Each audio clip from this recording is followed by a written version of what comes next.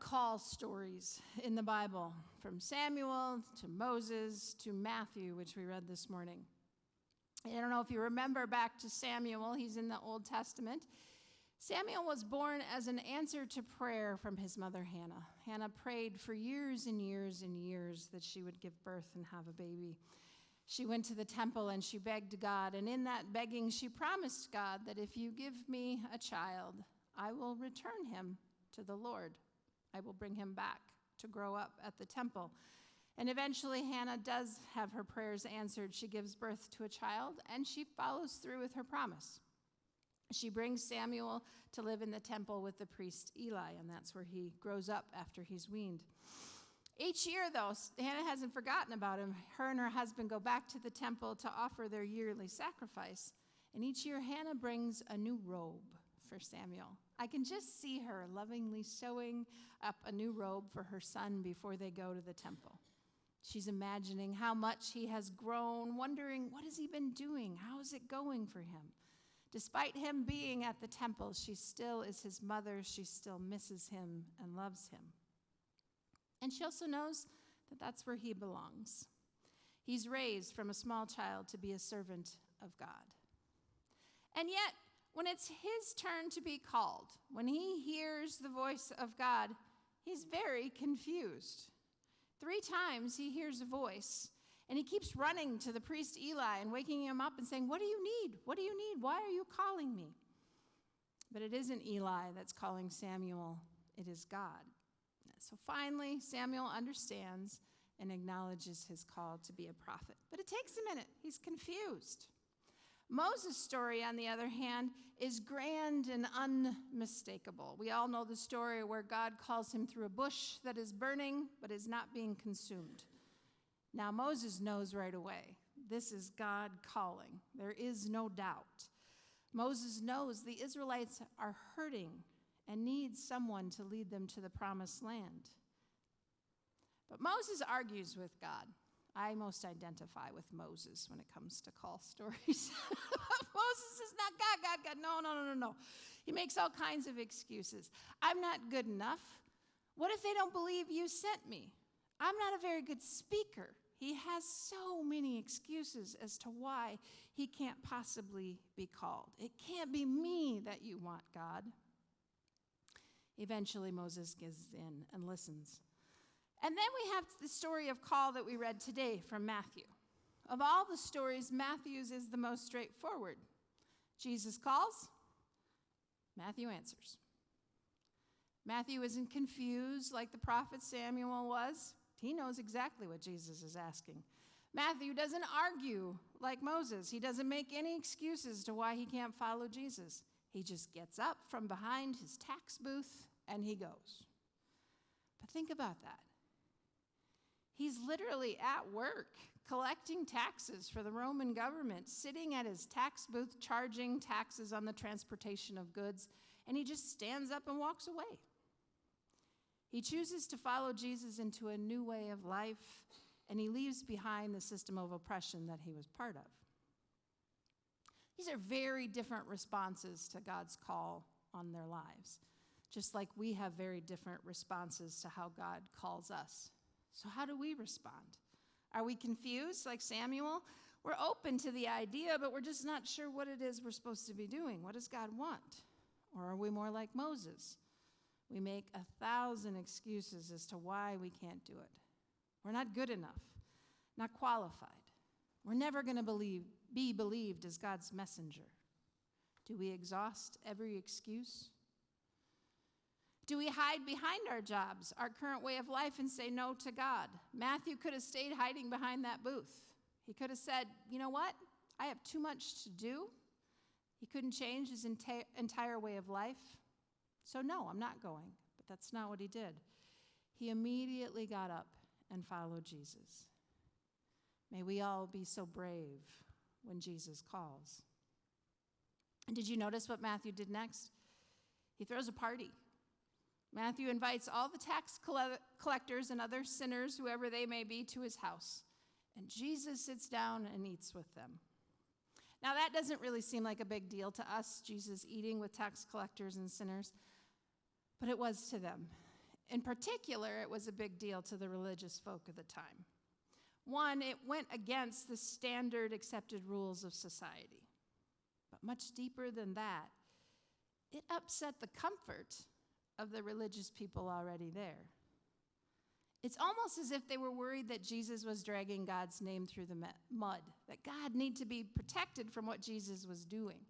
He's hanging out with all these sinners and making God look bad.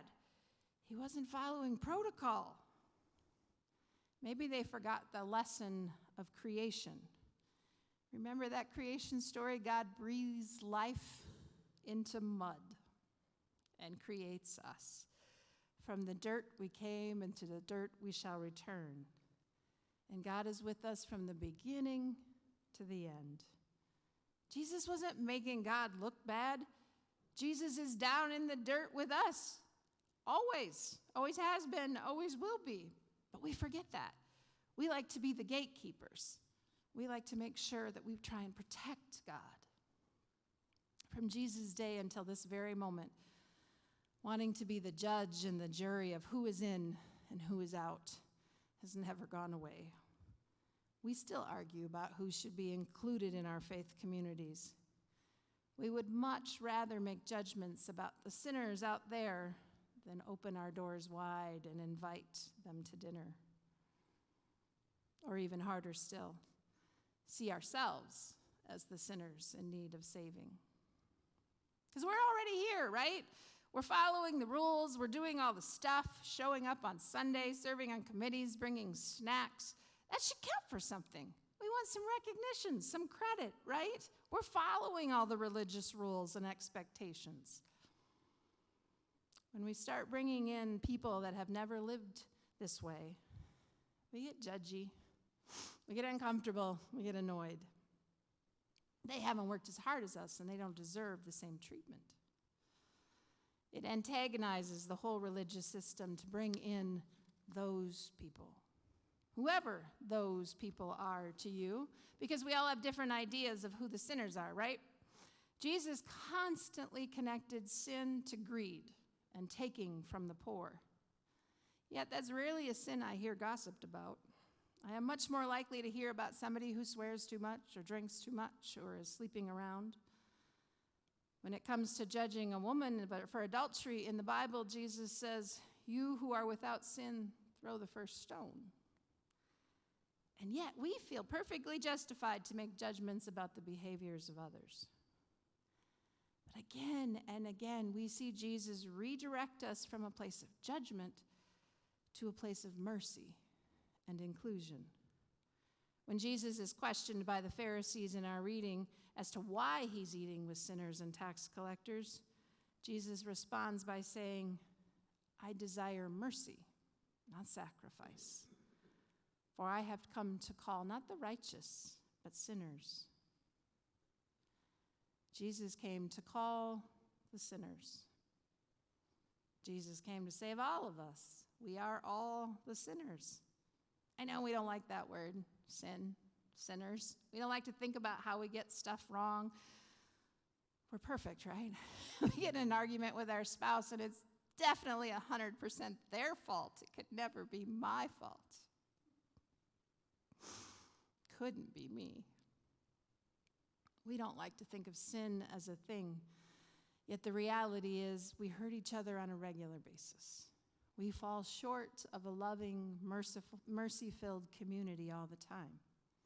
And we fall into the sin of apathy all the time, refusing to take accountability for our role in the pain and suffering of others on this planet. Directly and indirectly, we are part of a system that hurts people, hurts the earth. We profit from past and present injustices, and yet we don't want to think about that as sin. Instead, apathy. What can I do? It's not my problem. It's not my fault. And then Jesus shows up and eats a meal with the people that are the sinners, those people. Jesus even calls the sinners to participate in his ministry.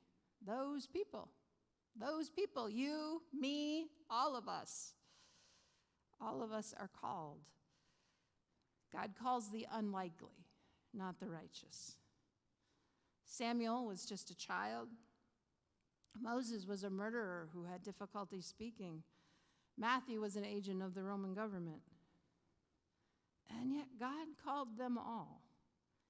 And God calls all of us, not just to serve, but to a new way of life, a way of life that is mercy-filled, a way of life that brings healing to us, body and soul.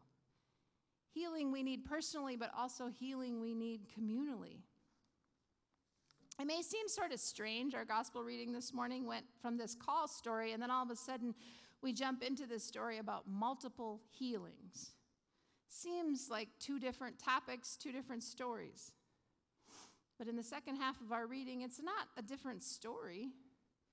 It's the healing that Jesus' way of life offers, healing that we all need. We do see a physical healing first in the story, and I always feel like I need to add a caveat here. Healing and curing are not the same thing. We can be healed and still be physically ill. We can continue to deal with cancer, with chronic illness, and still be healed in the sense that we find peace within what's happening. We find peace with our mortality, comfort amidst the confusion. Healing isn't always this miracle that we see Jesus demonstrate. Sometimes it's quieter, subtle, but just as life-changing. Deeper than physical healing, we see spiritual healing, the kind of healing that restores us to relationship and community. We see that in the story of the woman who touches the hem of Jesus' robe. She's a desperate woman. She's been bleeding for 12 years. 12 years she's been suffering, exhausted and in pain. And on top of that, because she's bleeding, she's ritually unclean. So that's barring her from a lot of daily communal life. So her illness isn't just painful, it's isolated her. And I think it's left her without much hope. And yet, she's heard about this Jesus, and she thinks, if I only touch his cloak, I will be healed. I will be made well. I don't know if we call that hope, desperation, or faith, but the result is the same. She's healed. Verse 22 says, Jesus turned, and seeing her, he said, "Take heart, daughter, your faith has made you well." Instantly, she's not only healed from her bleeding that has crushed her body and soul for 12 years, she's healed of her isolation. She's healed of her fear. She's brought back into community. She no longer needs to hide herself and remain invisible to the world because Jesus has seen her. Jesus heals her. Jesus brings her back into relationship. It's clear that the restoration happens through inclusion, not exclusion. The people healed by Jesus are not shamed and pushed out of society. The opposite. They are seen for who they are and brought into community. As much as we want people to change their ways before they become part of our faith community, before they're acceptable, as much as we struggle with acceptance of people who live very different lives than us, we are called to welcome them into community with open arms. That is our job. That is what we are called to do in this world. We are called to create community that always has room for one more. The best part of all of this is we do the inviting. Jesus does the healing. Matthew walked away from his life as a tax collector, but he invited those same folks to join him for a meal. He invited them to meet Jesus and discover the healing Jesus offered. Because Jesus is good medicine for body and soul. We aren't in charge of healing others. We don't even have to decide what's wrong with them. We don't have to carry their wounds. We don't have to work to fix them. We just welcome them in and love them. Jesus is the one that offers healing. We just see them and hold space for them. It is my prayer that each of us hear God's call on our lives. God's call to offer mercy, to live out love, and welcome those people, the other, whoever they are to us, into our church and into our lives. Amen.